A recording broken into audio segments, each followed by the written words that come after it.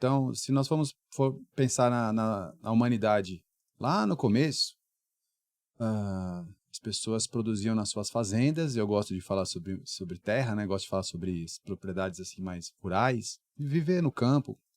Então, as famílias viviam nas fazendas e cada família produzia alguma coisa. Então, dali você tinha lá os Pereiras, os Oliveiras, os Nogueiras, que eram aquelas famílias que produziam no seu ambiente familiar, ali no seu espaço, e depois eles levavam esse fruto do seu trabalho para um mercado e trocavam as coisas ali, surgia a moeda e tal. Então, a humanidade ela vem desse início, né? Não vou falar do homem da caverna, do nômade, vou falar da civilização como ela tem. Uhum. Então a primeira onda econômica foi essa de trocar o escambo, né? Trocar o Uhum. material, até surgir moeda e tal. Aí, de repente, uma família começa a pensar em fazer a manufatura disso, e aí pega aquela azeitona, transforma em azeite, aí precisa do vidro, e começa um processo de industrialização. A revolução industrial começa a acontecer, e as pessoas começam a se aglomerar em cidades, Uhum. e começam a surgir as cidades. Eu estava escutando você falando aqui a respeito desses efeitos, desses riscos. Eu fico imaginando essas pessoas do passado na sua fazenda falando: nossa, meu filho agora ele não trabalha mais com a gente aqui, ele está indo lá para a cidade trabalhar para uma indústria específica. Eu acho que os medos eram os mesmos. Olha, na cidade tinha lá, era à noite, tinha o pessoal que tem o ladrão, tem lá o álcool, tem a droga, e tem os perigos normais da cidade e tal. Então, eu acho que houve um choque na sociedade quando isso aconteceu.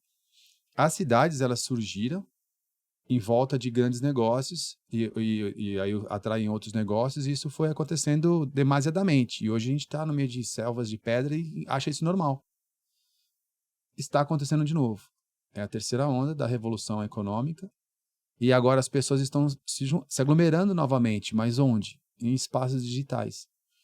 Então você começa a pensar assim, por exemplo, a nossa geração ainda falava assim: o Emerson lá de Santos, Michel de São Paulo, ou você começa a falar, ou dentro do bairro, né? Por exemplo, eu nasci em São Paulo e morei na Zona Leste, ali, eu morei em Arthur Alvim.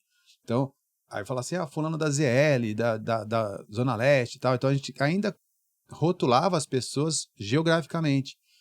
E hoje você já fala assim: fulano de tal do TikTok, fulano de tal do Facebook, fulano de tal do YouTube. Por quê? Porque são cidades digitais que estão surgindo. Ali dentro tem habitantes. E como toda cidade, quando fica grande, você começa a ter os riscos. Tem um lugar onde você vai chegar e é fútil, também tem um lugar onde é útil, também tem um lugar onde você se instrui melhor.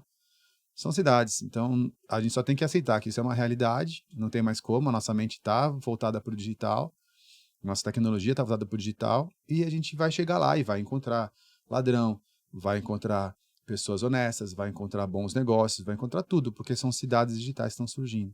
Então, a minha visão em relação às plataformas não é uma visão como se fosse um programa de televisão que está surgindo e incomodando o jovem na cidade.